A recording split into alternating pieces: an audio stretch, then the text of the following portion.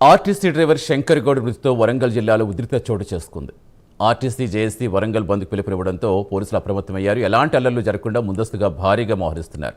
హనుమకొండలో depot ముందు RTC కార్మికులతో కలిసి బీఆర్ఎస్ కార్యకర్తలు నిరసన తెలుపుతున్నారు. మరోవైపు నర్సంపేట కేంద్ర మంత్రి బండి సంజయ్ రానున్నారు. ఇక ఉమ్మడి వరంగల్ జిల్లాలో ఆర్టీసీ కార్మికులతో పాటుగా రాష్ట్ర జేఏసీ నాయకులు శంకర్ గౌడ్ అంతిమ సంస్కారాల్లో పాల్గొనాలని నిర్ణయించారు.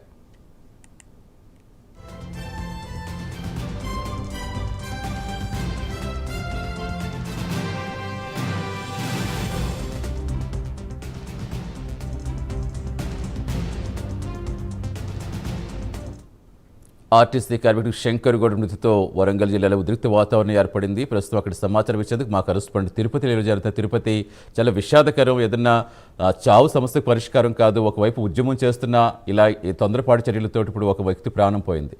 ప్రస్తుతం ఏంటి అక్కడ పరిస్థితి ఎలా ఉంది, ఏం చెప్తున్నారు ఆర్టీసీ కార్మికులు, ఏం చెప్తున్నారు? ప్రభుత్వం ఒకవైపు మాట్లాడుతాం, ఖచ్చితంగా డిమాండ్లు నెరవేరుస్తామంటూ కమిటీ వేస్తామని చెప్తోంది. మరోవైపు ఇలాంటి అనుకూల సంఘటనలు జరుగుతున్నాయి. ప్రస్తుతం ఏంటి వేళ పోలీసులు భద్రతకు సంబంధించి ఏం చెప్తున్నారు, అక్కడ ఆర్టీసీ కార్మికులు ఏం చెప్తున్నారు?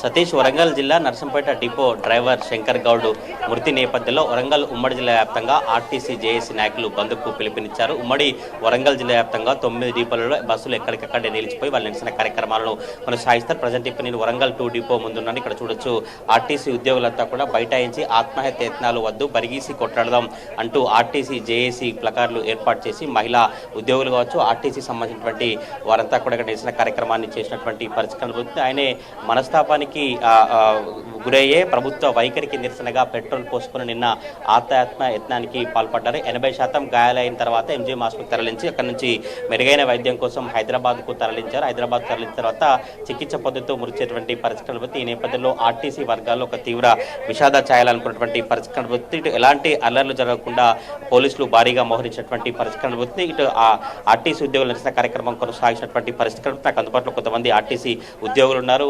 శంకర్ గౌడ్ మృతి నేపథ్యంలో ఎటువంటి పరిస్థితులు ఎత్తాయి, వాళ్ళు ఏం డిమాండ్ చేస్తారు, ఒకసారి వాళ్ళతో మాట్లాడడం.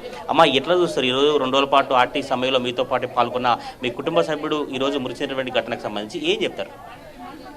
శంకర్ అన్న ఇలా అయినందుకు మాకు చాలా బాధ అనిపిస్తుందండి. నిన్నటి వరకు ఉన్న మనిషి ఇప్పుడు కనబడకపోయేసరికి మాకు చాలా బాధ అనిపిస్తుంది. తను చనిపోయిన ఎంత మేనేజ్మెంట్ ఎంత వాళ్ళు మాట్లాడే విధానం, చేసే పద్ధతులు చూసి తను మనస్తాపం చెంది చేసుకున్నాడు. ఇది తను చేసుకున్న ఆత్మహత్య కాదు, ఇది ప్రభుత్వ హత్య అనుకుంటున్నాం మేము. ఇది ప్రభుత్వ హత్య. అసలు ఇది తను చనిపోయిన డేట్ని మాకు అపాయింట్మెంట్ డేట్గా ప్రకటించాలని మేము కోరుకుంటున్నాం. ఇప్పటికైనా సీఎం గారు స్పందించి మరొకరు ఇంకా బలిదానం కాకముందే మా రేవంత్ అన్న మాకు అండదండగా ఉండి మాకు అపాయింట్మెంట్ డేట్ ప్రకటించి మాకు రావాల్సిన ఇప్పించి మాకు యూనియన్లను పునరుద్ధరించి మమ్మల్ని కాపాడతారని ఇప్పటికైనా ఆశిస్తాం. ఇవాళ చర్చలో పిలిచిండ్రు అన్నారు. ఇవాళే మొత్తం ఆయన సమ్మెను విరమింపజేసేటట్టుగా రేవంత్ అన్న నిర్ణయం తీసుకుంటారని మేము ఆశిస్తున్నామండి. శంకరన్న చనిపోయిన డేట్నే మాకు అపాయింట్మెంట్ డేట్గా ఇవ్వండి. మాకు 55 రోజులు తెచ్చుకున్న సమ్మె చేసి తెలంగాణ తెచ్చుకున్నాం. ఎక్కడుందండి తెలంగాణ? ఎవరి పాలైందండి తెలంగాణ?